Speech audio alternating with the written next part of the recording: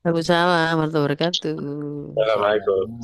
Assalamualaikum. Waalaikumsalam warahmatullahi wabarakatuh. Alhamdulillahirabbil alamin. Ini sudah hadir luar biasa 30-an peserta dari Bapak Ibu alumni ISQ masa persiapan pensiun.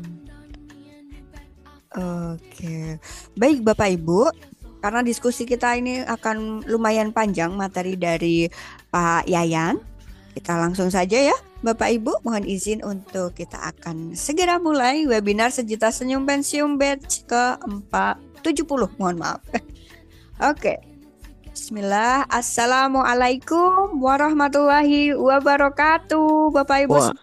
Waalaikumsalam warahmatullahi Warahmatullahi wabarakatuh. wabarakatuh. Alhamdulillah, alhamdulillahirabbil alamin. Puji syukur kita panjatkan kehadirat Tuhan Yang Maha Esa kepada Allah Subhanahu wa taala atas limpahan karunia-Nya sehingga kita dapat berkumpul dalam sesi webinar Sejuta Senyum Pensiun batch ke-70. Baik Bapak Ibu semuanya, terima kasih pertama saya ucapkan kepada Bapak Ibu yang telah hadir dalam webinar kali ini dengan tema budidaya ikan air tawar oleh ahlinya Pak Yayan Rohyana dari penyuluh UPT Balai Ikan DKPP Kota Bandung. Nah, Bapak Ibu sedikit informasi saya akan sampaikan. Jadi kami dari ISQ akan membentuk beberapa grup lagi, grup komunitas ya Bapak Ibu. Nanti kita akan broadcast juga di grup yang biasa saya informasikan terkait webinar-webinar ini. Jadi kita akan bagi menjadi beberapa kelompok. Jadi Bapak Ibu yang spesifik ingin memilih aktivitas tertentu nanti bisa join, tertarik apakah di kos-kosan, properti atau kontrakan ataukah juga hidroponik ya. Terima kasih Pak Johar Holandra. Kemudian ada juga nanti ikan, di situ juga izin nanti saya akan joinkan Pak Yayan juga. Ada juga nanti grup soal juragan apa lagi nih Pak? Dari kuliner juga. Jadi nanti Bapak Ibu monggo kita akan broadcast link-link tiap komunitas grupnya. Bapak Ibu bisa join di situ. Nanti kita akan spesifikkan untuk trainer-trainer dan juga mentor. Kita coba masukkan ke sana. Nanti kita akan sharing lebih dalam soal topik-topik yang Bapak Ibu minati. Begitu. Begitu Bapak Ibu semuanya. Dan baik, tak kenal maka tak sayang ya Bapak Ibu. Jadi perkenalkan narasumber yang kita cintai pada siang hari ini, beliau Pak Yayan Rohyana merupakan pemateri yang biasa dulu ya sebelum saya masuk di ISQ itu tahun 2022 itu Pak langsung ketemu Pak Yayan Rohyana. Waktu itu kita ada pelatihan untuk salah satu perusahaan juga. Jadi Bapak Ibu dari perusahaan itu sudah dibekali alat untuk biovlog ya Pak Yayan. Waktu itu kita ada 3 kali mentoring, betul, dan kita monitoring untuk biovlog yang ada selama 3 kali sesi. Dan alhamdulillah waktu itu dengan Pak Yayan, dan Pak Yayan pun sampai saat ini berkala hadir dalam webinar ini untuk menyapa kita semua dan sharing terkait bagaimana sih ketika kita mau memilih bisnis khususnya di budidaya ikan air tawar. Beliau adalah Pak Yayan, penyuluh UPT Balai Benih Ikan DKPP Kota Bandung. Baik, Pak Yayan mohon izin untuk waktu dan tempat disilahkan karena ini materinya lumayan padat dan saya juga yakin Bapak Ibu pertanyaannya akan disampaikan. Silahkan Pak Yayan. Terima kasih Bu. Bismillahirrahmanirrahim. Assalamualaikum warahmatullahi wabarakatuh. Waalaikumsalam warahmatullahi wabarakatuh. Pak Yayan. Selamat siang Bapak Ibu semua. Mungkin ini yang kesekian kalinya ya saya memaparkan budidaya ikan air tawar. Adapun saya juga sering untuk kalangan yang mau pensiun atau udah pensiun dalam mengisi waktunya itu ada kegiatan dalam hal ini budidaya ikan ya. Jadi dalam budidaya ikan Bapak harus tahu dulu, Bapak Ibu harus tahu apa itu budidaya. Jadi yang namanya budidaya itu terutama budidaya ikan. Jadi proses pengembangbiakan ikan mulai dari produksi larva sampai mencapai ukuran konsumsi. Biasanya kalau ikan nila itu konsumsinya ukuran sekilo 5, sekilo 6 kalau di pasaran. Nah, prospek budidaya ikan itu sendiri sangat terbuka lebar, baik untuk pasar lokal maupun ekspor, terutama untuk pilet. Kalau untuk ekspor biasanya pilet, biasanya ikan yang diekspor itu pilet, diambil dagingnya, ukuran ikannya biasanya 1 kilo 1 ekor, jadi lebih gede untuk diekspor. Kemudian Bapak Ibu juga harus tahu prospek budidaya yang paling gampang dalam budidaya ikan konsumsi itu ikan apa kan gitu ya. Ikan yang banyak dibudidayakan itu ikan nila, ikan lele, ikan mas, sama ikan gurame, ikan patin, dan ikan bawal. Nah, dari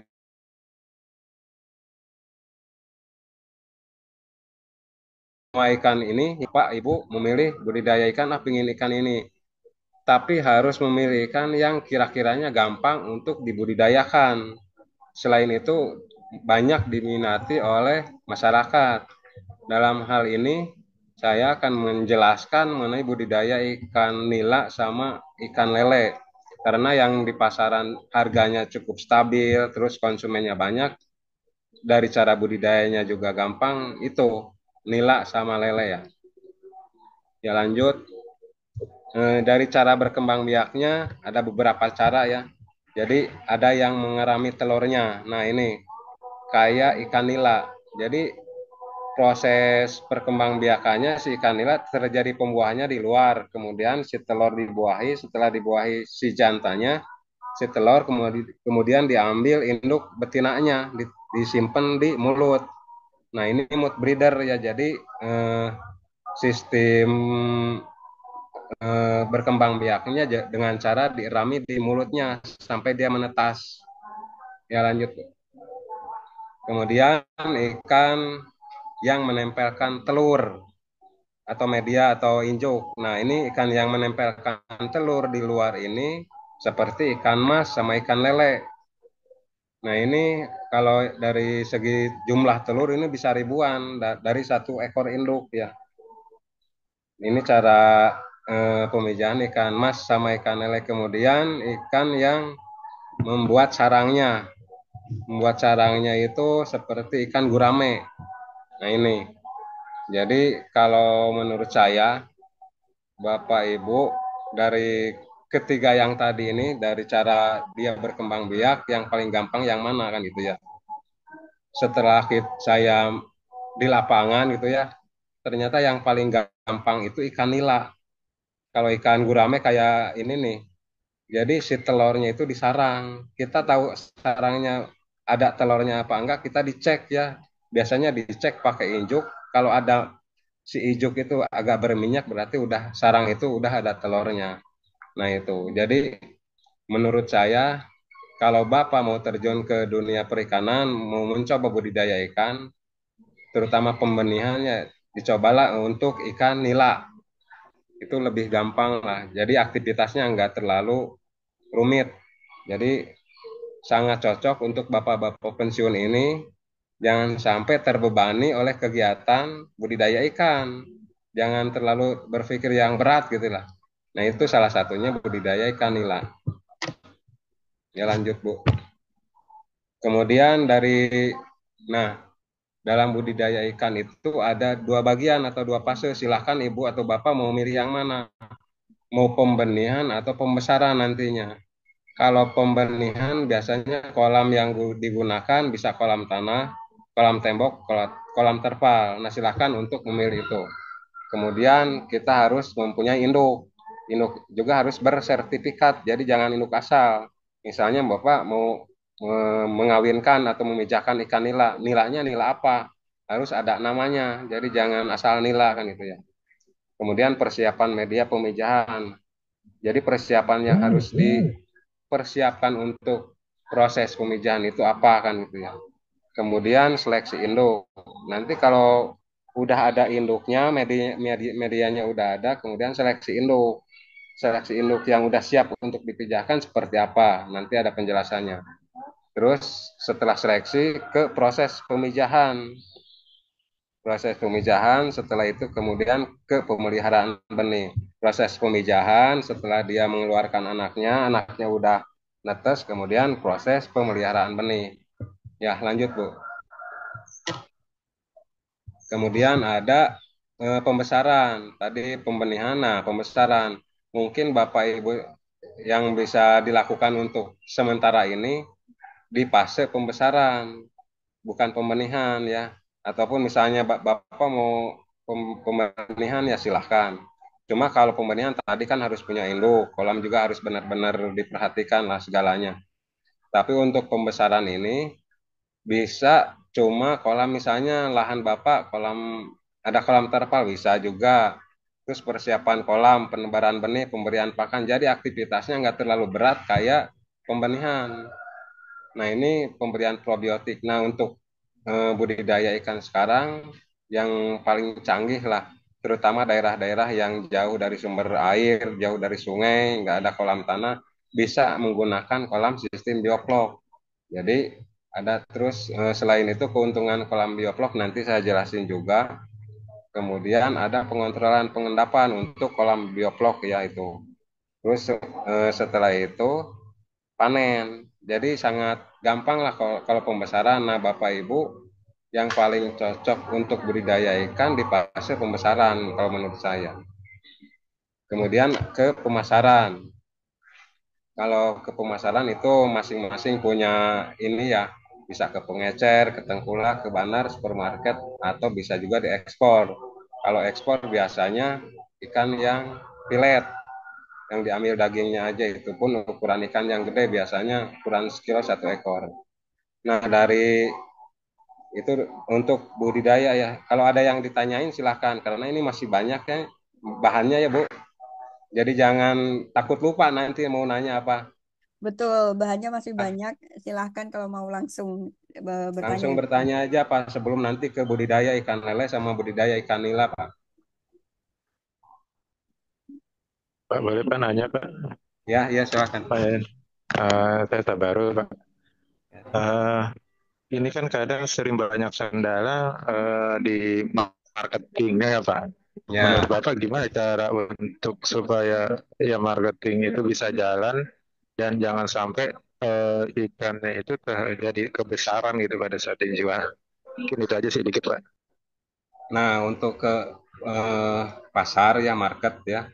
Karena tiap namanya usaha baik itu budidaya ikan atau di perusahaan-perusahaan apa ujung tombaknya nanti pasar ya. Jadi pasar itu untuk ikan itu biasanya bisa ke pengecer. Pengecer misalnya Bapak langsung ke pasar ya atau diecer sendiri, dijual sendiri atau Bapak ke bandar ya atau ke supermarket. Nah, itu semua perlu perjuangan. Berarti Bapak perlu berangkat kan gitu ya. Kalau cuma nanya-nanya misalnya, ini mau nggak? Nah, nanti Bapak nggak tahu sebetulnya harganya berapa kan gitu ya.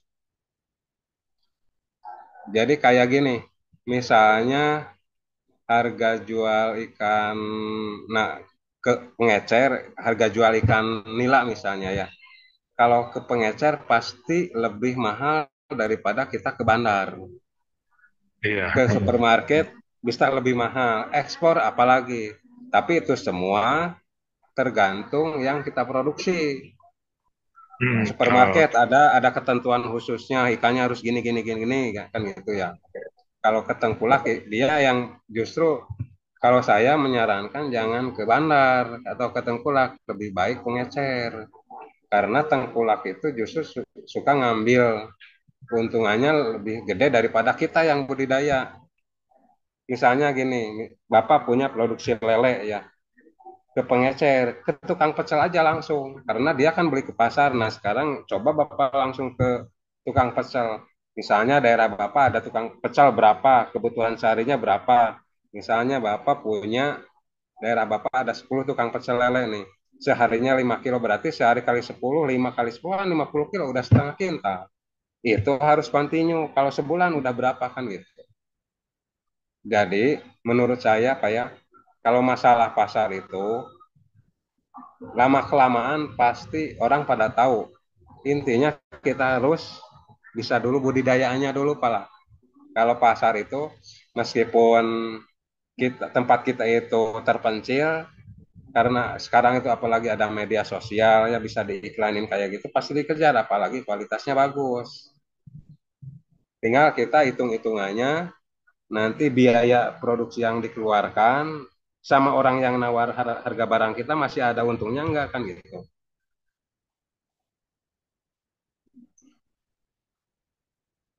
Ya Pak, Iya Pak, gimana ya Pak? makasih Pak, makasih Pak. Cuman biasa gini, saya ada punya teman, dia juga usaha nila, apa pembesaran nila juga gitu. Di mana Nah, Pak? daerah Bogor Pak, Nah, daerah Bogor daerah kan itu sentra juga. Nah, ya, untuk cuman sekarang, itu kalah di marketingnya Pak. nah, Akhirnya apa akhirnya ya itu bangkrut juga di lama-lama. ya Itu. kalah di marketingnya karena budidayanya nggak jalan atau biaya produksinya terlalu tinggi atau gimana? Sehingga kalau dijual nggak bisa bersaing karena biaya produksi tinggi. Kalau kita jual dengan harga orang lain, kita nggak ada untung atau gimana Pak itu? Bisa bangkrutnya atau budidayanya banyak gagal. Ya itu artinya biaya yang dikeluarkan lebih besar daripada harga jualnya karena udah nggak ada tempat untuk jual, akhirnya ke tengkulak, itu tengkulak Nah, nanti nilainya saya, jatuh. nanti saya akan jelaskan gini Pak ya. Sekarang nanti saya akan jelaskan mengenai pembesaran ikan nila di bioplok atau ikan lele lah. Ikan nila di bioplok itu punya keunggulan, dia bisa 3 kali lipat kepadatannya dibanding kolam konvensional. Kalau konvensional itu per kubik 30 ekor, sementara di bioplok bisa 100. Jadi bisa 3 kali lipat. Nah, dari biaya produksi, biaya pakan, terutama biaya produksi yang paling gede itu pakan, itu FCR kalau di perikanan untuk menghasilkan 1 kilogram daging bisa dibutuhkan pakan 1 kilo. Sekarang kalau pakannya 13.000, harga dagingnya 27, nah itu kan ada selisih. Nah makanya itu bisa bersaing kalau kayak gitu. Misalnya biaya produksi pakan lah, terutama yang paling gede kan pakan. Misalnya 1 kilogram pakan 13.000, harga ikan 27.000 dari petani. Nah itu kan selisihnya ada. Misalnya orang lain jual dengan harga 25, kita bisa 24. Yang penting ada lebih kan gitu. Iya ya, iya Pak, ya Pak. Siap Pak. Nah jadi yang harus diperhatikan biaya produksi. Meskipun pakai Iya, pakan full dari pabrik itu ya, kita pakai sistem yang lebih bagus lagi. Ya bioplok itu salah satunya. Nanti saya jelasin mengenai bioplok gimana. Ya Pak. Ya siapa tahu Oke. bisa iya Pak, dilanjut kembali Pak. iya Pak, iya Pak. Makasih Pak. Ya sama-sama Pak. Baik, terima kasih Bapak tadi atas pertanyaannya. Mohon izin mungkin ada sedikit perubahan Pak Yayan, boleh dilanjutkan sampai selesai materinya dulu ya Pak, karena ternyata pertanyaannya lumayan banyak. Boleh, silakan Pak Yayan, kita selesaikan dulu materinya, nanti kita buka Siap. sesi tanya jawab. Terima kasih. Ya. Ini tadi mengenai budidaya. Sekarang langsung ke budidaya ikan lele ya. Jadi budidaya ikan lele itu mengenai kegiatan pengembang biakan mulai dari, nah ini budidaya ikan lele. Kegiatan pengembang biakan ikan mulai dari produksi larva sampai konsumsi atau pasar ya. Nah ini tadi pas saya dalam budidaya ada dua, pembenihan dan pembesaran. Lanjut Bu. Nah pembenihan, nah ini pembenihannya suatu kegiatan yang dilakukan untuk menghasilkan benih yang akan menunjang pada kegiatan pendederan atau pembesaran. Adanya pendederan atau pembesaran kalau ada pembenihan. Kalau enggak ada orang yang melakukan pembenihan, nggak mungkin ada pembesaran gitu ya. Lanjut Bu. Nah, tahapan dalam pembenihan ikan lele. Satu, pemeliharaan induk. Intinya kita punya induk.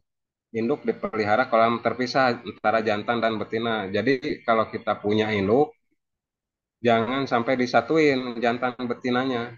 Nanti kalau di perikanan akan terjadi mijah maling atau mijah yang tidak diharapkan. Bahkan untuk induk biasanya diberikan 2 sampai 3 kali sehari dengan kandungan protein minimal 27%. Nah, makanya misalnya Bapak punya induk nih, ada kemampuan untuk pembenihan, berarti punya induk. Nah, protein proteinnya minimal 27%. Kenapa? Untuk mematangkan sel telur sama sperma kalau jantannya. Jadi kalau nanti nanya ke toko pakan misalnya, ini beli pakan, tanya proteinnya berapa. Nah, itu minimalnya 27%. Nah, kepadatan induk per 5 ekor per meter kubik ya. Jadi kalau luasannya 1 meter kubik itu untuk 5 ekor. Tinggi air induk itu 80 sampai 1 meter, 80 sampai 100 cm. Lanjut, Bu. Nah, persiapan untuk media pemijahan, pengeringan kolam, pemberian substrat telur. Nah, ini dari ijuk ya. Ijuk yang diapit sama bambu. Kemudian dikasih pemberat biar nggak ngambang ya. Jadi harus di bawah. Si ijuk itu jangan sampai naik ke atas, tapi harus di bawah. Lanjut, Bu. Nah, kemudian setelah tadi itu kemudian diisi air. Tinggi airnya kurang lebih ini 50 sampai 60 cm, jangan terlalu tinggi. Ya.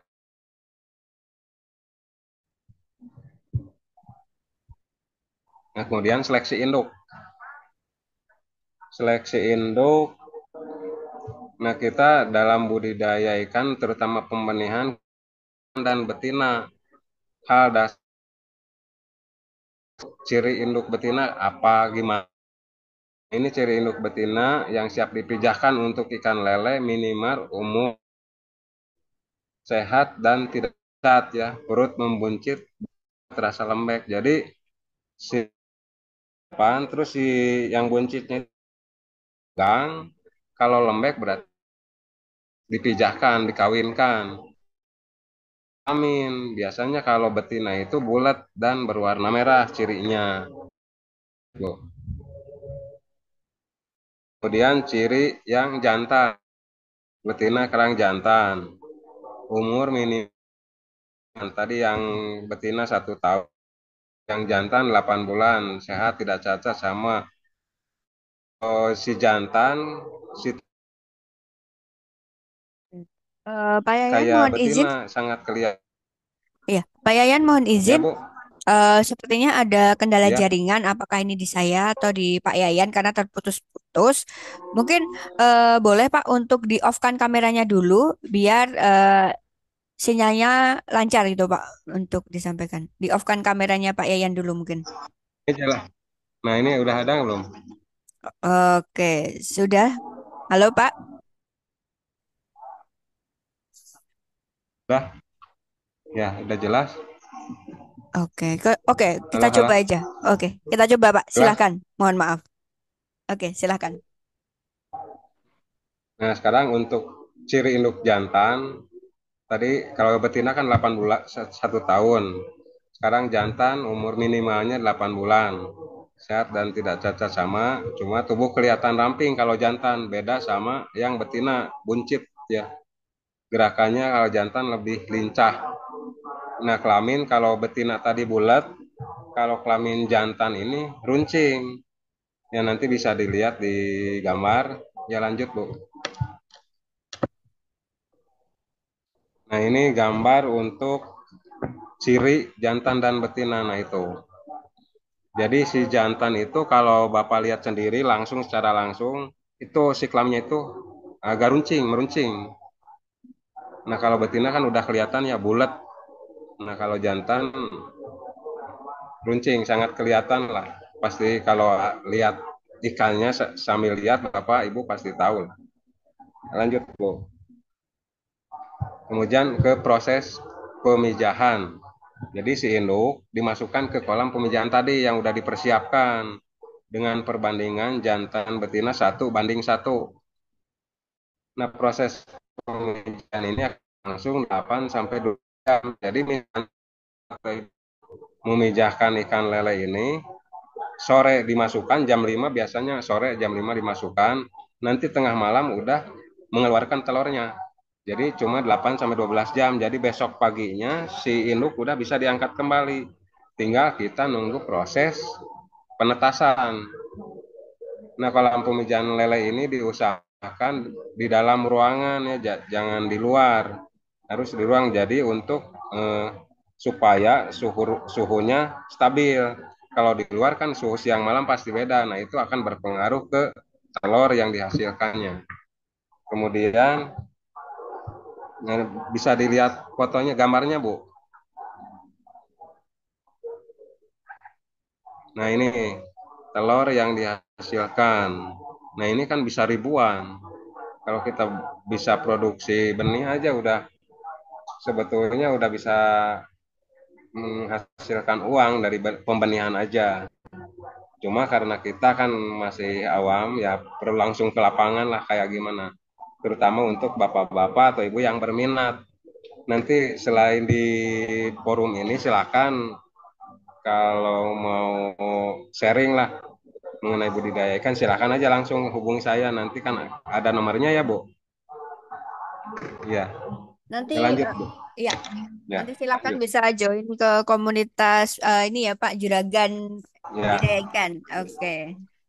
Nah, kemudian ke proses penetasan. Nah, tadi telur akan menetas setelah 3 sampai 5 hari tergantung suhu. Biasanya kalau wilayah Jawa Barat, kalau di Bandung itu 5 hari baru menetas total. Kalau daerah Indramayu, Karawang, Subang mungkin 4 hari udah menetasnya secara total. Kemudian setelah menetas itu si ijuk diangkat secara pelan-pelan.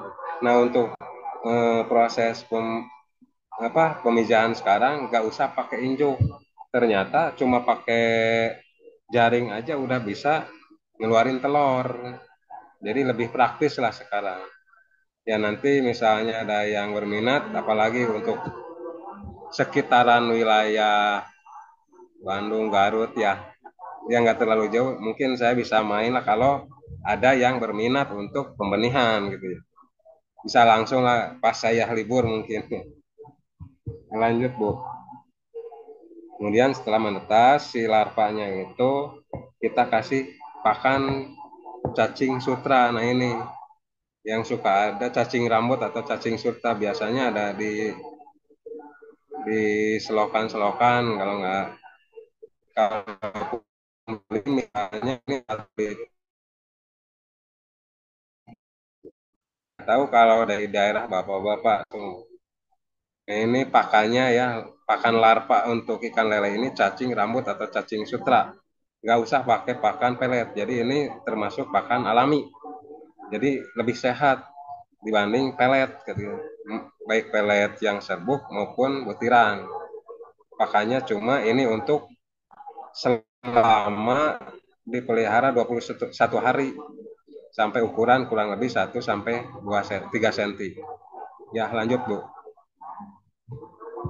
Nah, ini yang dihasilkan dari usia 21 hari itu ukuran 1,3 cm. Pakannya cuma cacing sutra tadi. Nah, kalau dari ukuran ini bisa Bapak Ibu langsung dijual sebetulnya. Jadi kalau dijual biaya produksinya kan sangat minim. Cuma biasanya dijual dengan literan atau dicangkir kalau di daerah Jawa Barat itu. Dicangkir atau di liter ya. Jarang ekoran, kecuali kalau udah agak gede mungkin ekoran. Lanjut, Bu. Nah, pendederan. Jadi pendederan itu tahap pemeliharaan larva yang berikutnya. Setelah ukuran tadi 1,3, 21 hari, kemudian masuk ke pemeliharaan tahap 2 disebut pendederan 2. Nah, ini bisa digunakan kolam tanah, kolam tembok, atau kolam terpal, silahkan lah. Kalau kolam tanah perlu ada pengeringan, kemudian pengisian air, dan pemupukan untuk kolam tanah ya. Jadi misalnya kalau kolam terpal atau kolam tembok, nggak usah pakai pupuk kandang. Nah, karena nggak ada pengurai nanti kayak kolam tanah. Bisa-bisa mati kan. Jadi yang ada pemupukan itu hanya untuk kolam tanah. Kemudian penebaran benih. Benih ditebar pagi atau sore dengan padat tebar 600 per kubik sampai ukuran 57 cm atau 45 hari. Tadi kan 21 hari ukuran benihnya sampai ukuran 1,3. kemudian ditambah 45 hari sampai ukuran 57. Nah, dari ukuran 57 ini baru bisa untuk ke pembesaran atau dijual. Ya, lanjut, Bu. Nah, kemudian panen. Jadi setelah ukuran 57 tadi atau 45 hari, si benih dipanen. Panen dilakukan pagi atau sore, pokoknya dalam keadaan nggak panas lah. Surutkan kolam, sisakan 10 atau 15 cm, kemudian diambil benih. Jadi jangan sampai cara panennya si kolam disurutkan sampai airnya habis. Terus kita ngambil benihnya, nah itu bahaya. Bisa-bisa mati semua kan gitu. Tapi harus disisakan airnya kurang lebih 10 sampai 15 cm. Baru kita serok dengan hati-hati. Ditampung, diwaring, kemudian biasanya lele itu ada beberapa ukurannya, silahkan mau disortir ya ukurannya mau berapa silahkan. Biasanya kalau lele itu ukuran yang paling besarnya paling 10%. Nah, itu harus dipisah dari ukuran yang tatanya kan itu. Yang ukuran samanya. Biasanya 10% agak lebih gede. Nah, itu kalau disatuin bisa berbahaya karena lele itu tingkat kanibalnya sangat tinggi. Nah, itu mungkin untuk budidaya ikan lele. Sebelum ke Nila ada yang mau ditanyain dulu nggak Pak, Ibu? Ada.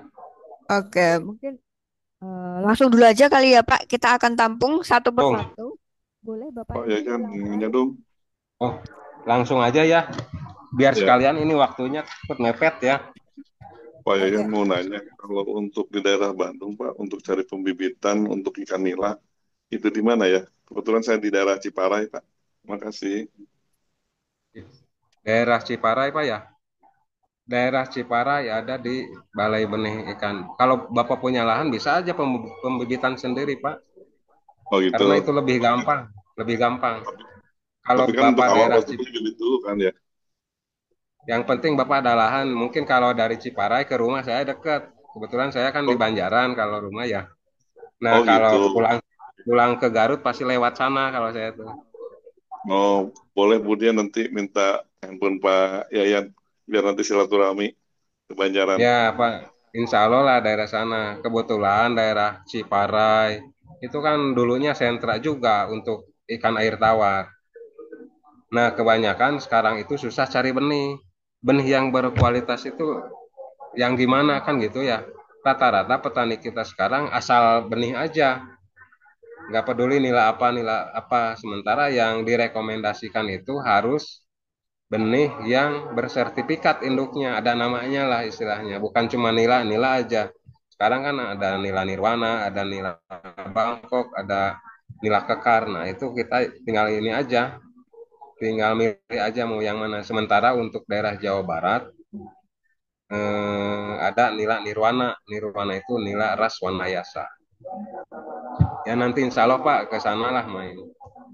Baik. Tapi kalau di pembenihan yang Ciparai itu ada juga Pak ya? Bisa juga di situ ya? Nah, ada, cuma itu nilainya nggak tahu nilai apa.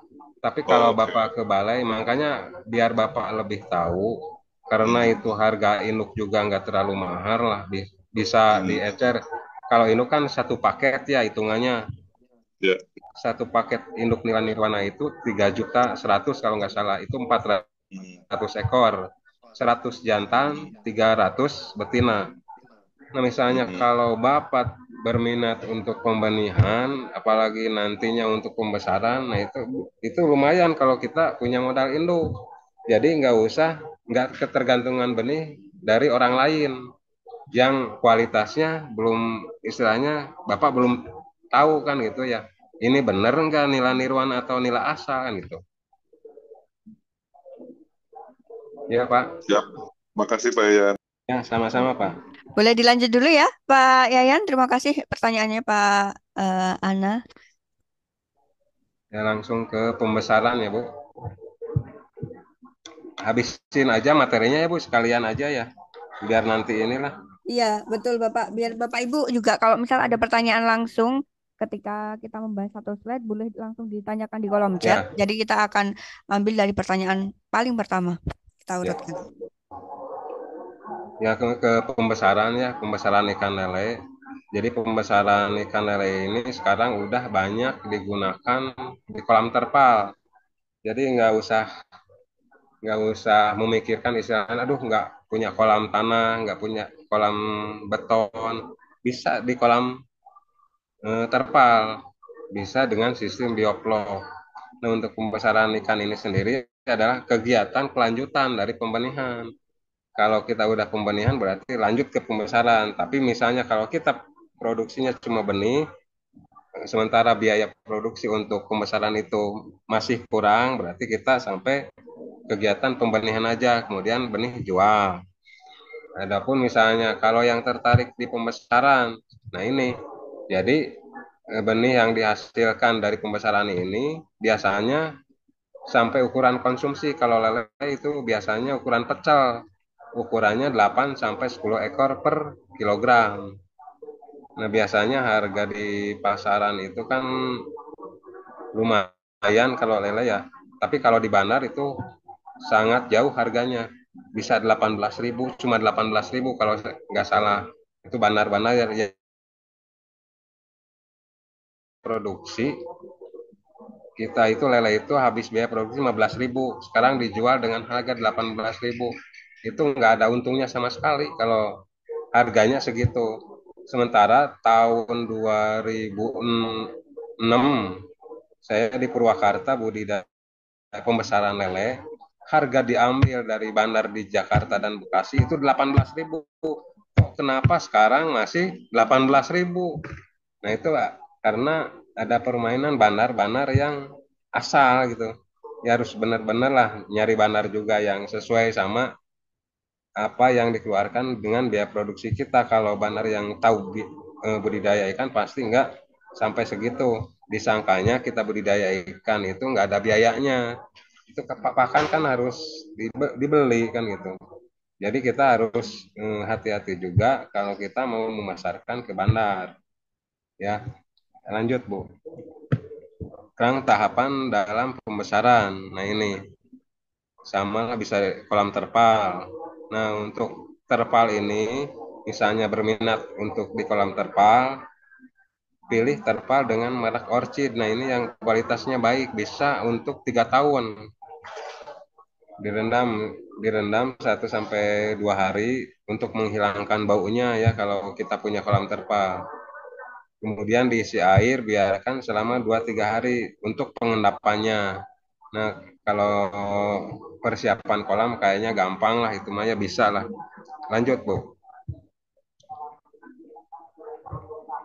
Nah, selain kolam terpal bulat juga bisa kolam seperti ini. Bisa pakai bambu lah. Ya intinya bisa memanfaatkan pekarangan atau lahan yang sempit, tapi tidak banyak mengeluarkan biaya. Nah, ini salah satunya bisa kolam terpal. Mereknya merek Orchid ya, Orchid. Nah, ini bisa untuk pembesaran nantinya. Ya lanjut, Bu. Ada juga kolam, nah ini kolam bulatnya. Kalau kolam bulat ini pakai wermes yang pinggirnya itu. Biasanya kolam bulat ini ada yang diameter 3, ada yang 4. Rata-rata di pasaran atau yang orang budidaya pakai itu ukuran diameternya 3 dan 4 meter. Ketinggiannya 1 meter. Nah, ini tinggal milih aja. Bapak misalnya nggak punya kolam tanah, nggak punya kolam tembok, adanya kolam terpal misalnya. Bisa di tanah darat, nggak ada sumber air. Nah, ini salah satunya. Bisa digunakan kolam terpal. Yang penting ada air aja. Nah, untuk air ini, kalau kita pakai sistem bioplow, sampai panen si air itu nggak diganti. Nah, itu kelebihan bioplow. Beda sama kolam-kolam non bioplow, kepadatan sedikit, air harus ganti terus. Nah, itu makanya saya sarankan untuk Bapak Ibu kalau berminat untuk pembesaran ikan, pakailah sistem bioplow. Jadi itu lebih hemat air. Ya, lanjut, Bu. Nah, penebaran nilai mau benih yang baik.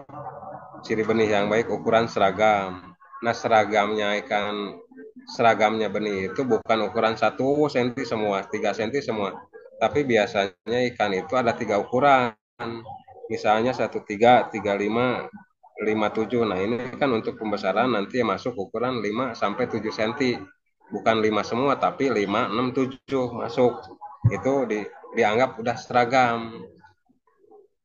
Nah, gerakannya lincah, benih di dalam keadaan tidak luka, diusahakan tidak luka. Nah, itu bisa kita tahu kalau kita lihat sendiri. Makanya kalau Bapak atau Ibu beli benih, lebih baik Bapak langsung ke lapangan, lihat benar nggak benihnya, sehat nggak, ada luka nggak, terus gerakannya lincah atau lulus istilahnya, bebas dari bibit penyakit, udah jelas kan itu. Ya, lanjut Bu. Nah, penebaran benih pagi atau sore mengikuti matahari. Nah, pada tebar di pembesaran itu 300 ekor per kubik. Jadi benih yang ditebar biasanya ukuran 5 sampai 7 cm.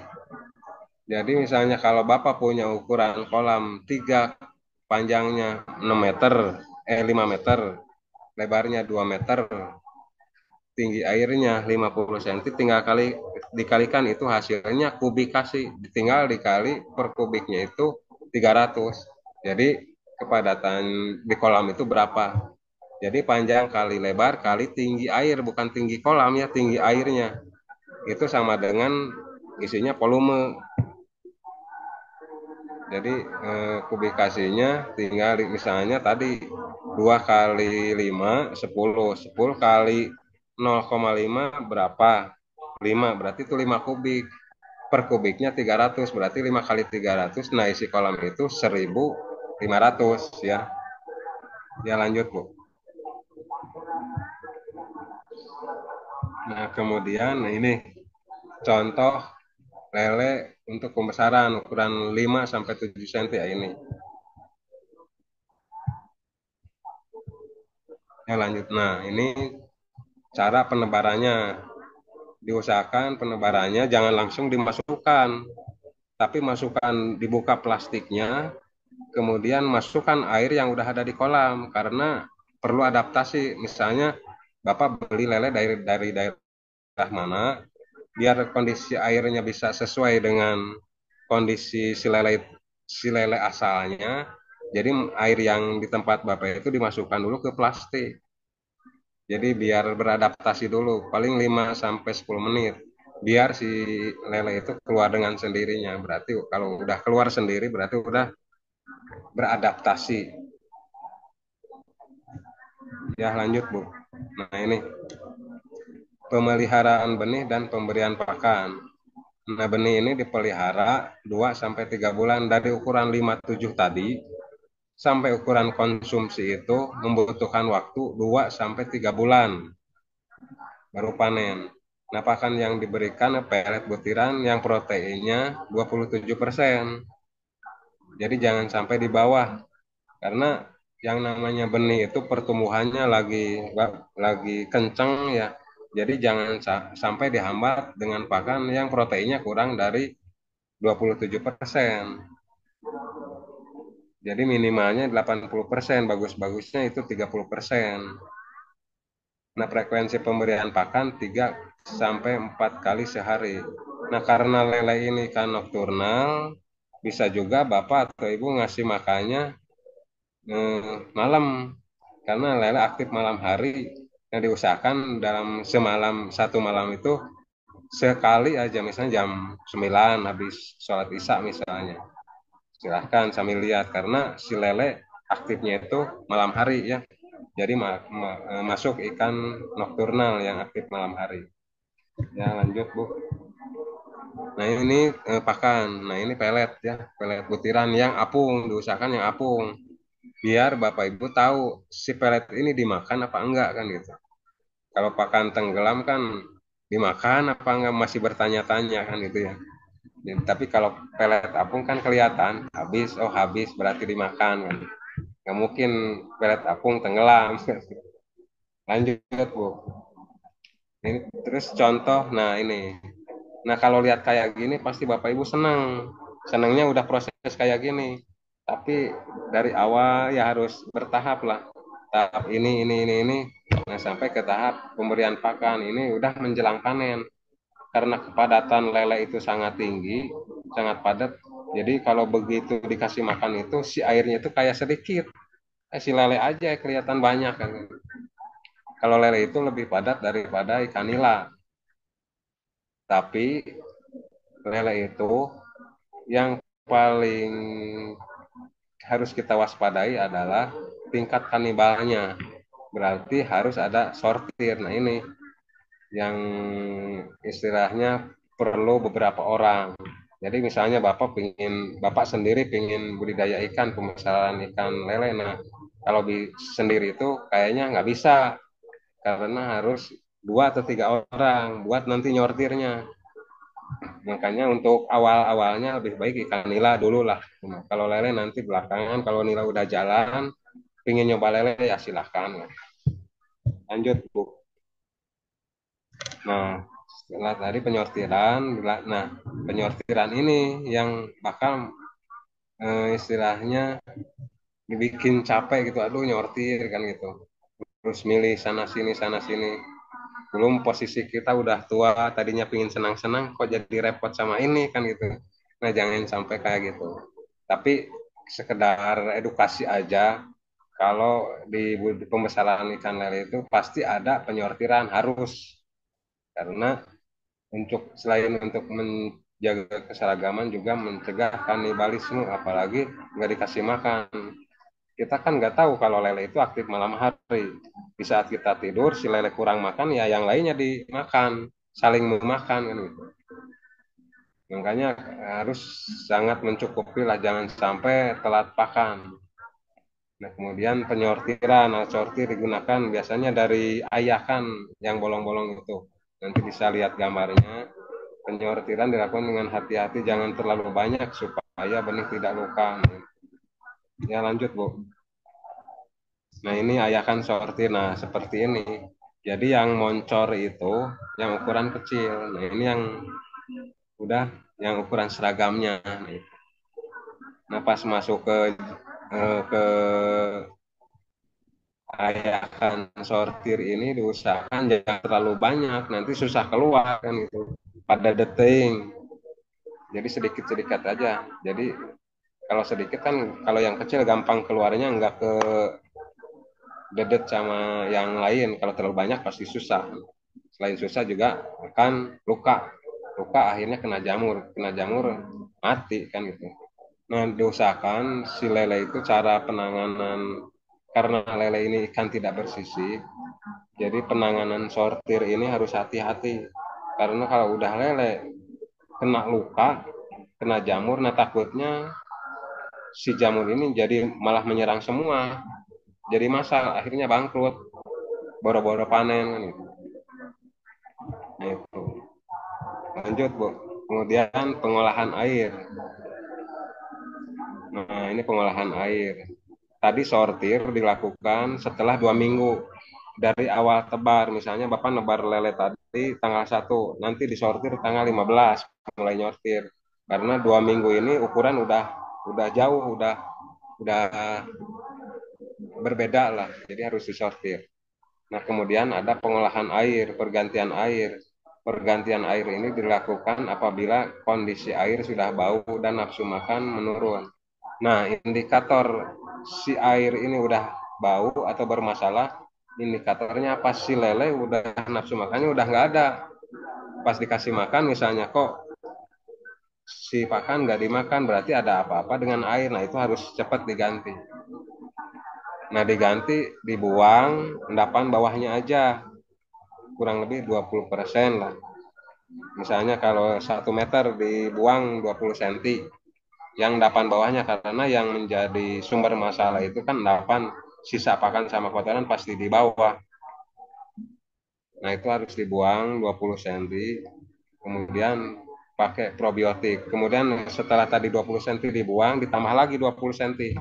Jadi ketinggian air tetap, selanjutnya diberi probiotik untuk menguraikan apabila masih ada kotoran atau sisa pakan yang ada nggak kebuang, misalnya bisa diuraikan nanti sama probiotik. Ya lanjut Bu. Nah panen dilakukan setelah tadi 2 sampai 3 bulan. sampai ukuran 8 sampai 10 ekor per kilogram. Nah, ini ukuran pecel. Karena lele ini laku kalau ukurannya segini 8 sampai 10, kalau udah agak gede banyak yang jijik akhirnya kalau lele terlalu gede dimakan. Nah, ukuran yang dikonsumsi ini ukuran 8 sampai 10. Kalau lele 1 kilo dimakan itu kayaknya banyak orang yang nggak suka. Biasanya yang paling banyak orang suka 8 sampai 10. Nggak tahu kalau Bapak Ibu sukanya yang 1 kilo sukanya. Nah, panen dilakukan pagi atau sore. Kolam bak sama disurutkan, sisain 10 sampai 15 cm. Kemudian ambil lelenya dengan diserok. Intinya kalau panen kita jangan langsung nyurutin airnya secara langsung habis gitu ya. Harus disisain 10 sampai 15 cm. Jadi pas air udah sedikit, kita kan tinggalnya dok, jadi lebih gampang lah. Kitanya nggak capek, si lele diseroknya gampang, terus nggak istilahnya nggak mati gitulah, mencegah mortalitas ya, mencegah kematian dari cara panen juga. Nah, mungkin itu untuk pembesaran ikan lele. Untuk panennya bisa dilihat gambarnya Bu. Nah, ini pasti Bapak Ibu senang kalau udah lihat kayak gini. Sementara prosesnya aduh gimana ya.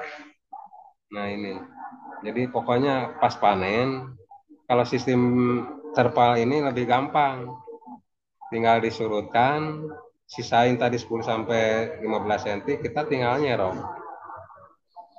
Nah, itu lanjut aja ya. Ya Bu, lanjut. Lanjut Pak, mungkin boleh dipercepat aja kali Pak. Iya. Sebentar. Pembenihan ikan nila, iya. Ya, itu pembenihan itu kegiatan untuk menghasilkan benih yang menunjang proses pembesaran. Lanjut Bu. Assalamualaikum. Lanjut Bu. Oke, silahkan Bapak. Tahapan dalam pembenihan, ya biar cepat Bu ya, biar ini enak tanya jawab aja langsung. Betul, oke, siap. Nah, ini tahapan dalam pembenihan ikan nila. Kalau tadi kan lele, sekarang nila. Jadi nila itu, nah ini persiapan media pemijahan. Kalau nila yang dilakukan di balai ini dengan sistem jaring. Jadi sistem pemijahan ikan nila itu ada yang manual, ada yang kolam disurutkan, ada yang sistem jaring. Kalau manual, si induk setelah diseleksi, kemudian masuk ke kolam pemijahan. Setelah kolam pemijahan jarak 2 minggu dia mengeluarkan larva. Nah, larvanya itu diambil sama kita. Kita mutar-mutar di kolam pemijahan tiap hari setelah 2 minggu dari proses si induk dimasukkan ke kolam pemijahan. Setelah 2 minggu kita ngambil larva, dan cenderung larva itu di pinggir ya, nggak di tengah karena menjauhi gelombang. Biasanya si larva ada di pinggir, jadi kita ngambil larvanya. Ada sistem kolam disurutkan. Jadi setelah 2 minggu yang sistem manual tadi kita ngambil larva, kalau sistem di kolam disurutkan setelah 2 minggu si kolam disurutkan.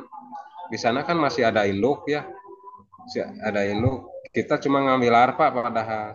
Nah, itu pas kita ngambil larva kan ada induk, otomatis istilahnya si larva itu bakal keganggu sama pergerakan si induk karena si airnya disurutkan.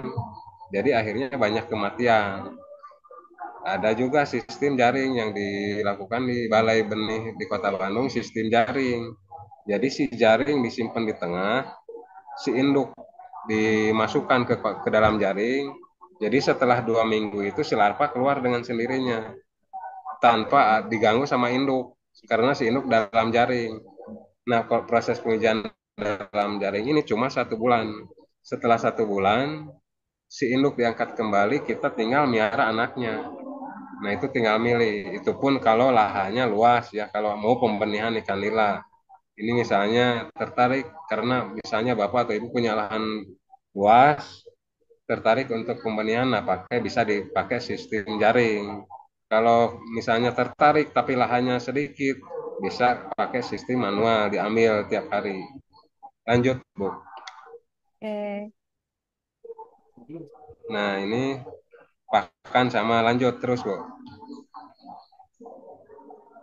Lanjut. Nah, ini kolam untuk pemijahan diusahakan pas isi air, si pemasukan airnya dikasih jaring. Jangan sampai istilahnya nggak dikasih jaring, karena tujuannya apa? Takutnya ada ikan liar yang masuk. Kita kan udah bersihkan kolam, mau istilahnya mau diisi larva, sementara ikan liar masuk lewat saluran pemasukan ini, bisa-bisa si larva habis sama ikan liar itu. Jadi diusahakan kalau kita udah steril kolamnya, pas dimasuki air, di pemasukan air ini dipasang jaring. Jadi biar si ikan liar tertahan, nggak bebas ke kolam. Lanjut, Bu. Oke. Nah, ini setelah diisi air ya, karena kita pakai sistem jaring lah. Kalau sistem manual lebih gampang, nanti misalnya Bapak punya lahannya luas, nah ini kolamnya tadi udah diisi air, kemudian dipasang jaring. Lanjut, Bu. Nah, ini pasang jaring. Jadi si jaring ini posisinya di tengah. Di tengah, kemudian sudah pasang jaring, si induk bisa masuk nanti di dalam jaring. Dengan perbandingan jantan dan betina itu 1:3 kalau nila. Kalau lele tadi 1:1, kalau ikan nila 1:3. 1 jantan, 3 betina. Lanjut, Bu. Nah, ini ciri induk betina yang udah siap untuk dipijahkan. Umur minimal 8 bulan, warna tidak begitu cerah, ukuran lebih kecil daripada jantan. Kelamin bulat dan merah, nah itu kelihatan lah ya kelamin. Apalagi lebih efektif kalau Bapak bisa lihat langsung ikannya.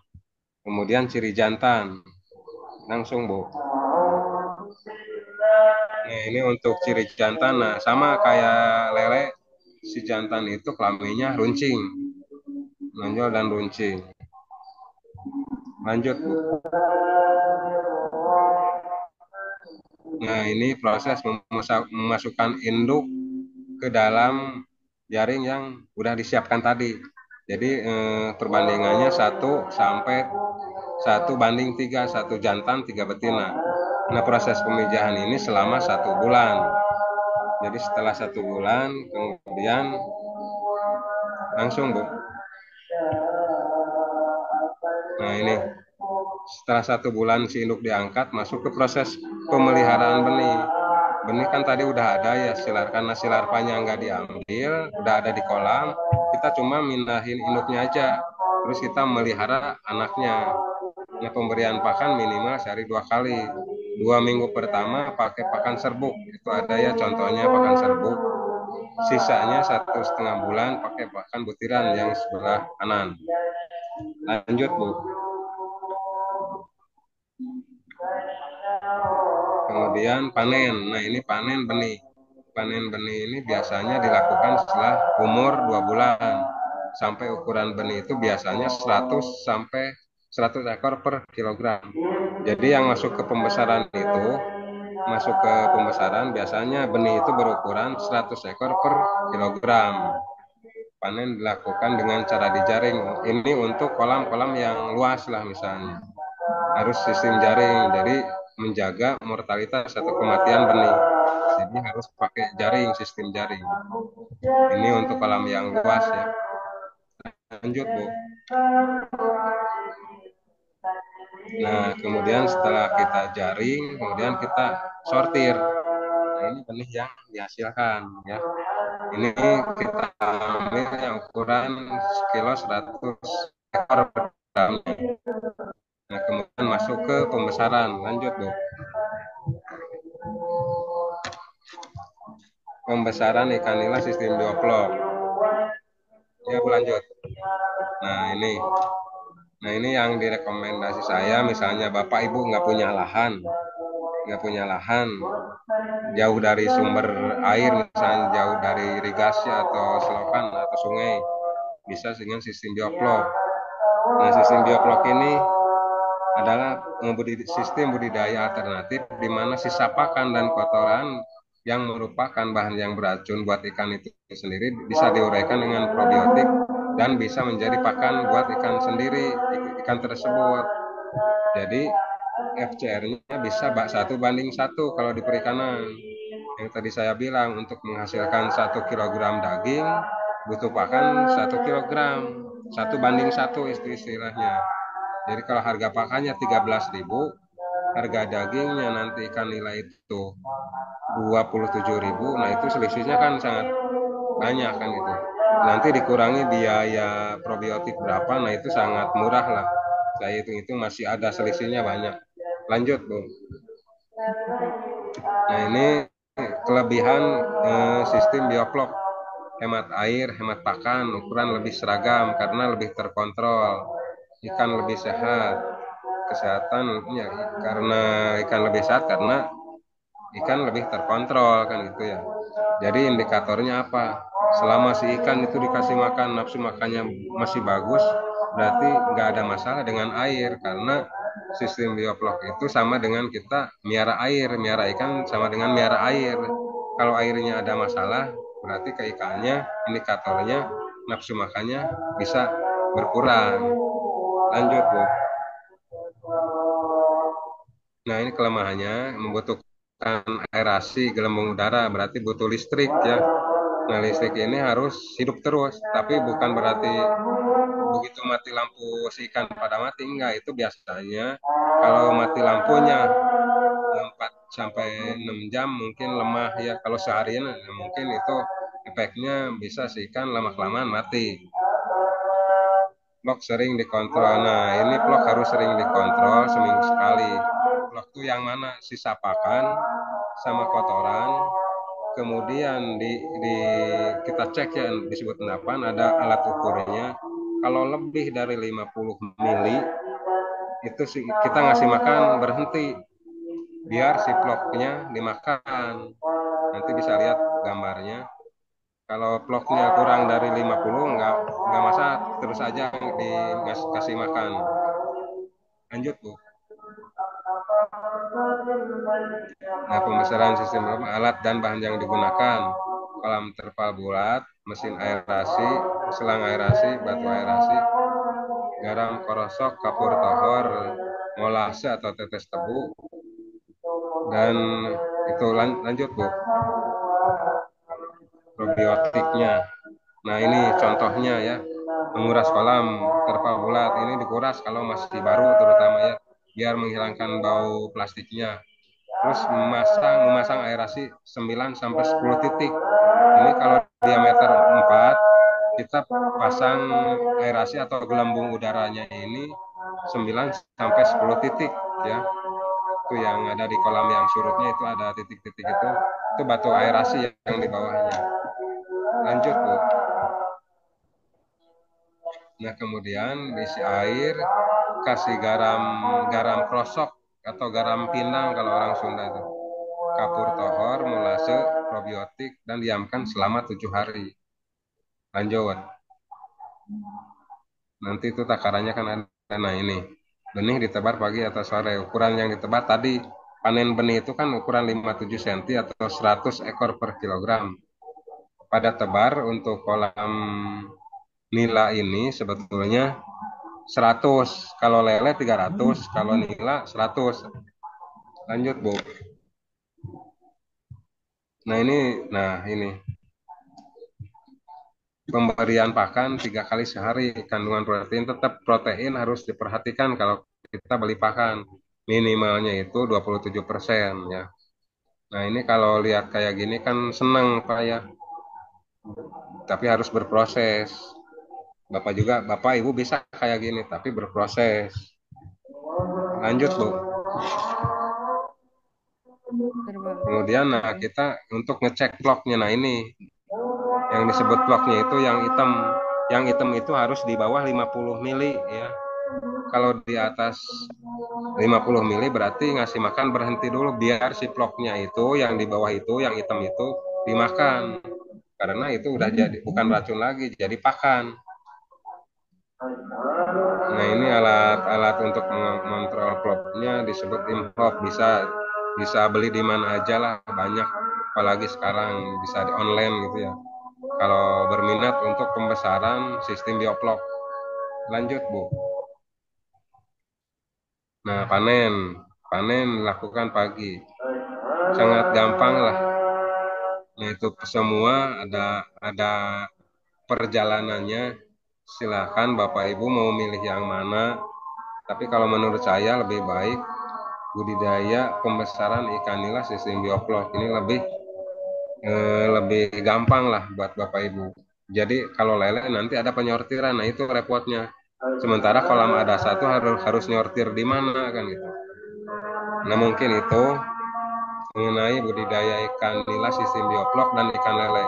Nah sekarang silahkan kalau ada yang mau ditanyain. Terima kasih Bu. Oke, terima kasih Bapak Ibu. Mohon maaf ini waktu asar ya sebetulnya karena eh, kemarin nih saya sempat nego-nego nih minta jadwal Pak Yayan, ayo berkenan hadir nih Pak. Tapi ternyata dapatnya waktu sore. Mohon izin ya Bapak Ibu semuanya. Jadi waktu asar kita lalui nih. Sebentar ya Pak Yayan ya. Izin, ini ada dari rangkuman ada sekitar 6 pertanyaan Pak. Nah, ini sudah saya catat. Yang nomor pertama nih Pak dari Bu Siti. Terkait jenis ikan filet yang laris di pasaran tuh apa sih? Kalau mungkin dari Pak Yayan tahu dan standarisasi ikan filetnya tuh seperti apa untuk ekspor. Itu yang pertama ya Pak ya. Mau saya Lagi Bu. gimana Pak? Oke, sebentar. Saya close saja. Ya, gimana Pak? Ya diulang lagi barusan. Oke, siap. Bapak bandwidthnya low nih. Nah, mungkin boleh Pak Yayan di off-kan kameranya dulu biar sinyalnya lancar Pak. Karena sepertinya bandwidth Bapak rendah sekali. Oke, siap. Suara saya terdengar Pak? Pak Yayan? Oke, siap. Pak Yayan, mohon izin ini pertanyaan dari Bu Siti. Jenis ikan filet yang laris di pasaran itu seperti apa ya Pak? Mungkin dari Bapak menyeluruh sana sini, kemudian kebutuhan konsumen seperti apa. Jadi Bapak tahu ikan filet yang laris di pasaran dan standarisasinya itu ikan filetnya untuk ekspor itu seperti apa? Begitu Pak. Nah, ya. Untuk ekspor ini ya, itu baru dari PT Aquapam yang ada di Danau Toba. Jadi kondisi ikan di sana itu dari 1 kilogram itu 1 ekor. Nah, terus dari ukuran dagingnya itu kan tebal. Kita ambil Aquapam itu ngambil ikan nila dari ikan nila Filipina. Jadi dibudidayakan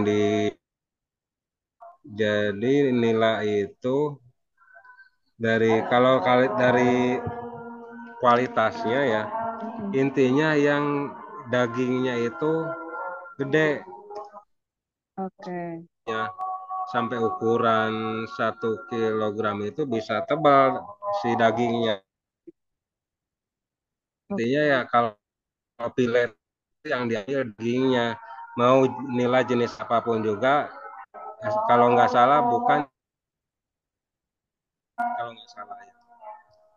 Nah itu, saya kebetulan pernah ke pabrik piletnya juga, selain ke tempat budidayanya di danau piletnya, prosesnya seperti apa di pabriknya ada, dan itu semua yang saya anggap banyak dari sekian mencukupi kebutuhan di pasar luar itu 5%, sedikit.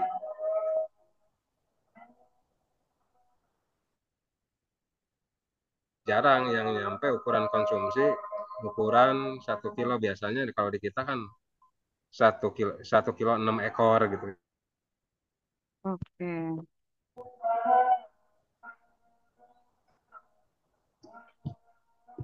Sudah, Pak Yayan? Halo, Pak Yayan, Spesifik apakah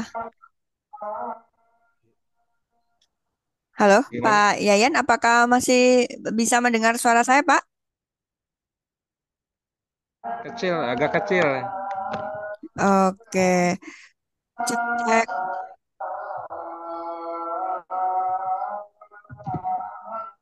Mohon maaf, Bapak Ibu semuanya, ada sedikit kendala teknis.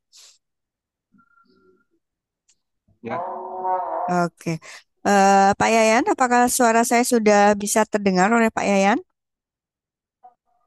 ya, ya, ada Bu. Oke, baik.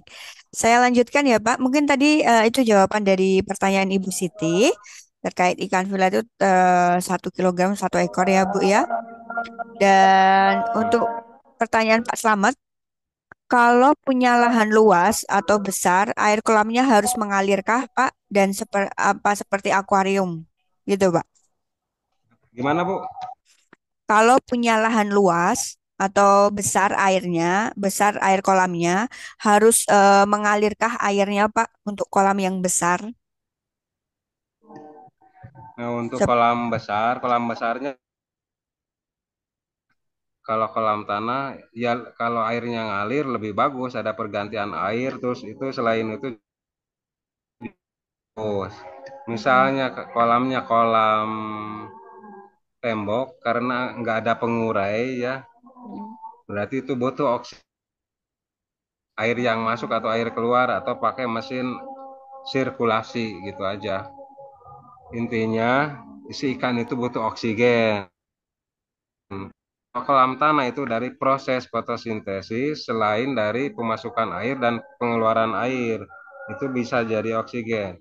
Nah, kalau kolam butuh suplai oksigen langsung, dipakailah mesin sirkulasi atau aerasi. Oke, baik. Baik, terima kasih. Untuk yang kedua dari Pak Sakri Saro ya, Pak. Ya, Ini ada pertanyaan, kalau untuk kelompok mini tani ikan di sekitar Bekasi, barangkali Bapak ada informasi, apakah ada kemudian bisa bergabung atau bermitra dan ikut mengerjakan bersama untuk mendampingi seperti mentor itu, Pak? makasih Bu. Iya, Bekasi. Mungkin Bapak ada info terkait perkumpulan atau komunitas mini tani seperti itu. Nah, untuk Pak, nah kalau Bapak misalnya berminat untuk ada komunitas di sana, Bapak bisa hubungi kalau di Balai Benikan yang ada di Cikarang. Kebetulan saya pernah ke sana. Silahkan Bapak tanya aja ke sana. Ada nggak komunitas? Pasti ada. Ya, Bu. Oke, baik. Berarti komunitas pasti ada ya. Ini untuk Pak Sakri dan berada di Ya, Balai Benih Cikarang. Bapak bisa untuk bertanya langsung ke balai tersebut ya Pak ya, yang ada di Cikarang. ya, ya. Oke, baik. Terima kasih. Kemudian ini pertanyaan dari Pak Uum Wahyudin dan juga Pak Rahman yang tadi sama ya Pak pertanyaannya kalau saya lihat. Untuk kolam terpal itu ukuran minimalnya berapa Pak untuk panjang, tingginya, kemudian untuk tinggi airnya berapa? Begitu Pak. Nah, itu kalau mengenai kolam itu relatif tergantung lahan kita. Tapi yang ideal, yang bagus itu kali 5. 3 kali 5, Oke. tinggi airnya misalnya 80 cm. Berarti tinggal kaliin aja berapa kubikasi per kubik itu untuk lele berapa, untuk nila berapa kan itu. Oke, Ya, siap Bapak. Baik. Begitu Pak Uum dan Pak Rahman. Kemudian ini ada pertanyaan. Kalau tidak salah di biaya pakannya ya Pak yang besar itu. Bagaimana kita yang mana itu agak lebih efisien gitu Pak seperti halnya di sekitar gitu. Ada nggak Pak caranya untuk menekan biaya operasional khususnya untuk yang makan, untuk pakan ikan, begitu Pak? kalau untuk kolam apa nggak jelas ya. Oke, saya ulangi ya Pak. Oke, bentar, saya pelan-pelan saya ulangi. untuk budidaya ikan kan biaya budidaya ikan paling besar itu kan biasanya di pakan ya Pak ya. Nah, di biaya pakan ini bagaimana pembuatan pakan yang lebih murah Pak? Atau untuk menekan biaya pakan ini apakah kita bisa menggunakan sumber-sumber dari bahan-bahan sekitar atau bahan pangan sekitar gitu Pak? Nah, bisa kita apalagi kalau di Bandung kan sekarang ada Magot ya, Oh, Maggot. Magot Oke. apa ya? Nge-browsing aja lah nanti Magot ya. Mhm. Magot itu proteinnya 41%. Ibu bapak silahkan browsing itu di sini mau nyoba pakan Magot. Jadi Magot di Bandung itu harganya cuma 5.000 per kilo. Nah, saya mau coba tinggi, sementara karbohidratnya nggak ada. Nah, saya mau coba si Magot dijadiin pelet di terus dedak tahu ya, dedak Beda. untuk karbohidratnya dibanding tepung jagung juga sama karbohidrat. Cuma yang paling murah kan dedaknya. Mhm. Nah, nanti disatuin itu dedak kalau di Bandung itu 4.000 sekilo. Sementara dibikin pelet ikannya jadi pakannya itu Mhm. magotnya diambil setengah kilo, si dedaknya setengah kilo, jadi harganya bisa 4, jadi harganya sangat minim kalau kita pakai pakan magot. Nah, itu yang paling gampang. Bisa juga kayak sosis yang udah kadaluarsa, tapi itu belum belum bisa apa apa enggak kan, yang namanya kadaluarsa kan udah nggak ada kandungannya gizinya kan gitu. Mhm. Nah, paling itu Oke, ibu mau. tertarik kan, silahkan aja browsing Magot, gimana Magot, harganya berapa. Kebetulan di Bandung kan sekarang lagi blooming Magot Oke. ya. Ya nantilah dikasih nomor saya aja Bu ya, itu semua kalau yang berminat. Iya, Pak. Oke, sebentar. Baik, Bapak Ibu, izin itu ya Pak Sakri. Jadi Maggot bisa digunakan. Mungkin nanti bisa browsing untuk selanjutnya karena mohon maaf ini ada kendala sinyal. Jadi dari Pak Yayan suaranya kurang jelas untuk diterima informasinya. Baik, selanjutnya dari Pak Heru Wibowo. Izin dari Pak Heru, mohon izin. Bagaimana pendapat Bapak dengan adanya penawaran bermitra, di mana kita hanya berinvestasi, sedangkan pemeliharaan hingga pemasaran dilakukan pihak peternak atau memang ada usaha seperti demikian, Pak? Bagaimana cara agar terhindar dari penipuan? Mungkin silakan Pak Yayan, apakah sudah diterima dengan Hanya baik? Mm-mm. yang namanya kita bermitra kita harus hati-hati ya, apalagi yang di lapangan bukan kita, seperti di Jatiluhur. Sedikit banyaknya yang ngasih modal itu harus tahu dulu budidaya itu seperti apa. Oke. Hari kalau kita punya kolam segini, ikannya segini, habis pakannya segini, nanti hasilnya berapa. Nah, jangan sampai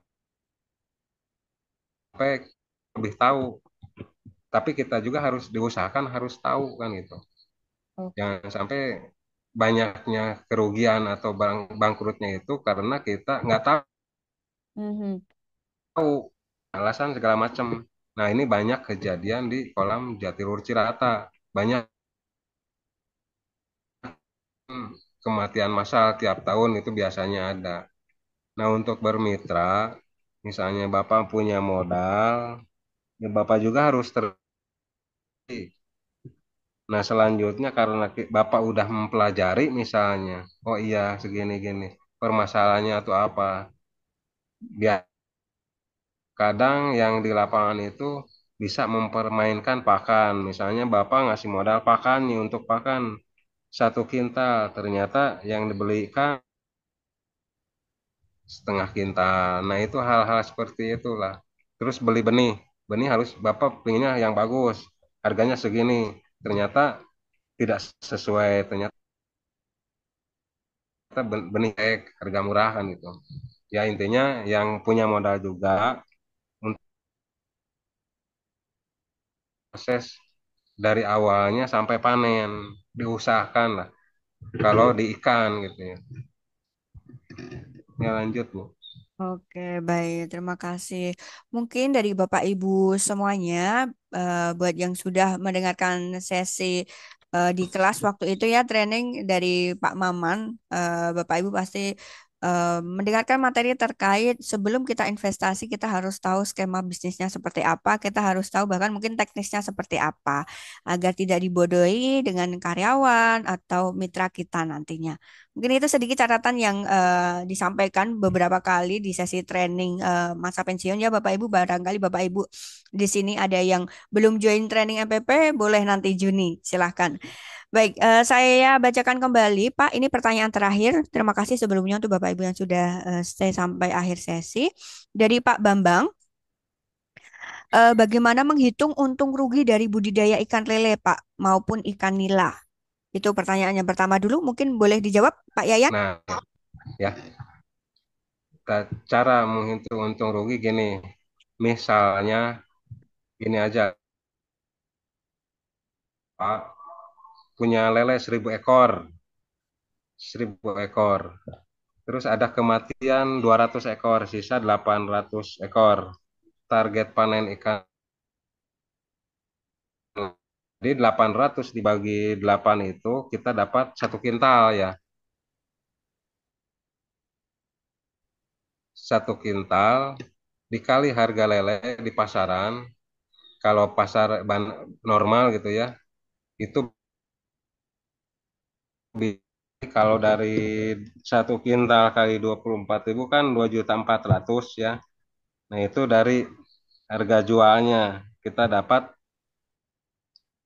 Sementara dari pakan, kalau sistem bukan sistem bioplok, bisa 1 banding 1,2, 1,2 atau 1,3. Misalnya 1,3 aja. Untuk menghasilkan daging 1 kilogram itu butuh pakan 1,3.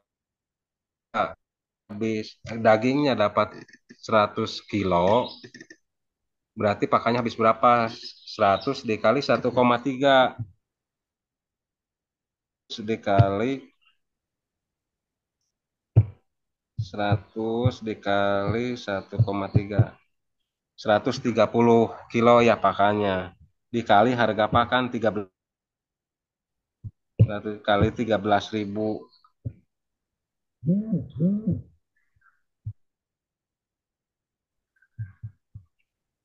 Nah itu 1.600.000 ya. Tadi harga lele 2.400.000 dikurangi harga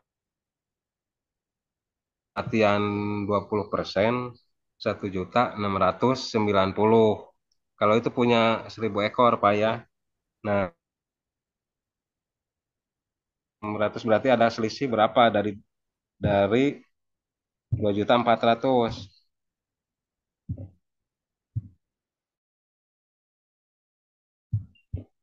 Nah masih ada 710. Kalau kita nanam 1.000 ekor, belum dikurangi benih. Kecuali kalau kita pembenihan lebih nih, 710.000 ya. 710.000. Misalnya harga lele benih itu ukuran 57 200. Kalau kita tadi 1.000 berarti 200.000, 710.000 dikurangi 200.000 untuk biaya beli benih. Berarti ada selisih itu untuk 1.000 ekor. Dengan harga lele 24.000. Sama ke tukang pecel biasanya lebih mahal, apalagi diolah sendiri. Kalau di Bandung ada bikin lele olahan sendiri yang dijual di dibuang dalamannya, terus kita kasih bumbu jadi frozen lah. Nah itu bisa lebih mahal per ekornya. 8 kan jadi 80.000. Nah itu bisa lebih menguntungkan kalau diolah. Ya mungkin itu Pak. Terima kasih. Mungkin nanti kalau ada yang kurang jelas, Bapak Ibu silahkan bisa join di grup komunitas khusus untuk juragan ikan. Begitu. Nanti saya akan kirimkan linknya di tiap grup, Bapak Ibu bisa join. Baik Pak, ini karena waktu sudah hampir mendekati setengah 4 ya. Boleh Pak, ini pertanyaan dari Pak Bambang dijawab dengan ringkas, apakah berkenan Pak? Pak Yayan, ini ada Ya, pertanyaan terakhir. Sampai dengan bisa panen, biaya apa saja yang paling banyak dibutuhkan, Pak? Dari pengalaman Bapak, kalau mau pembesaran ikan lele agar bisa untung, minimal harus berapa ekor? Kemudian kalau mau pembesaran ikan nila agar bisa untung minimal harus berapa ekor? Dan menurut Bapak, apakah masih menguntungkan apabila tanah itu kita dapatnya dari sewa gitu, Pak? Silakan. berapa bulan? Biasanya 3 bulan kan, 3 bulan udah panen ya. Kalau dari tanah sewa, sewanya berapa dulu? Terus kita, apa istilahnya punya kolamnya dijadiin berapa kolam kan gitu. Terus jenis yang dipiara ikan apa? Mau lele, mau nila. Pertama apa tadi Bu? Sama terkait sampai dengan bisa panen. Ya ya. Dibutuhkan.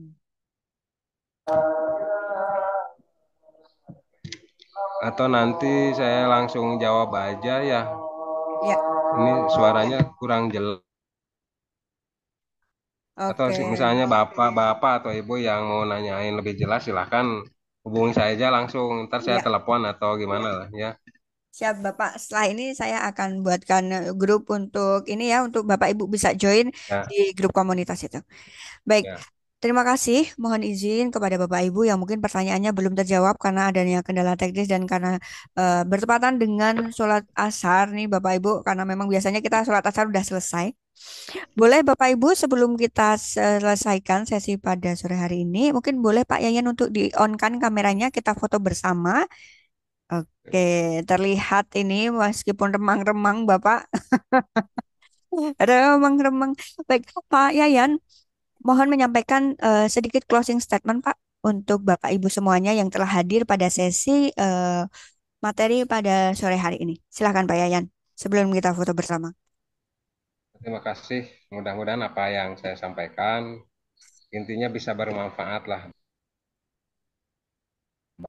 Dan silahkan, saya sangat terbuka lah. Misalnya ada Bapak Ibu yang berminat untuk budidaya ikan, tapi belum lewat saya aja langsung lewat WA atau mau nelpon silahkan. Karena saya lebih senang apalagi langsung ke tempat Bapak Ibu.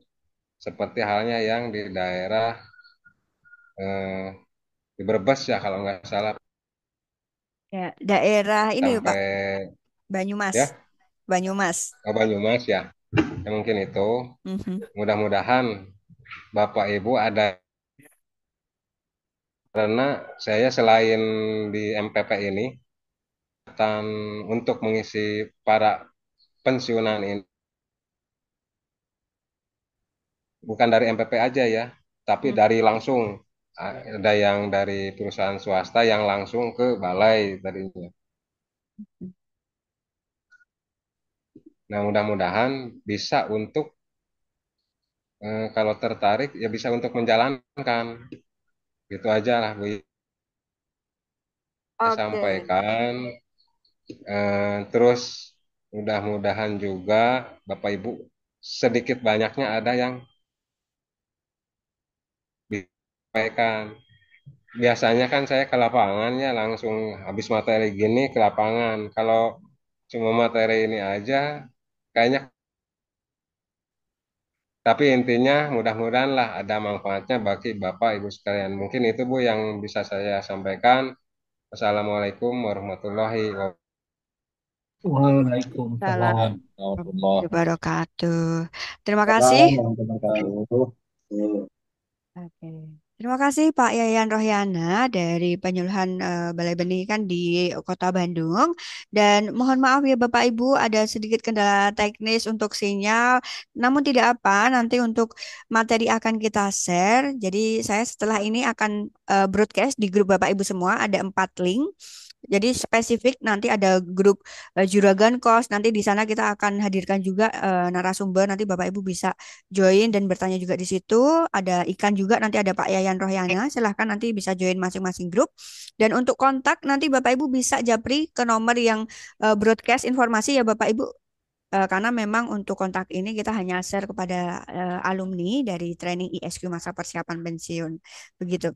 Baik, terima kasih untuk kehadiran Bapak Ibu semua. Ada Pak Uum Wahyudin, terima kasih Bapak, Pak Budi Waluyo, Pak Nanang, Pak Arif, kemudian Pak Sasobong, Kisarada, terima kasih, Pak Saiful Putra, Ibu Mariama, dan juga Pak Ana Sudiatman dari Telkomsel, terima kasih Bapak Ibu. Ini juga ada Pak Anto Wiryanto, terima kasih Bapak Ibu semuanya.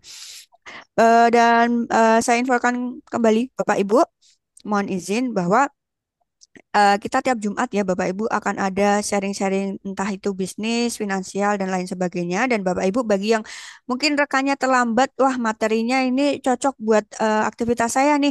Tapi saya aksesnya di mana? Ini saya upload di YouTube ISQ MPP. Nanti Bapak Ibu bisa melihat berulang kali di situ. Begitu ya Bapak Ibu.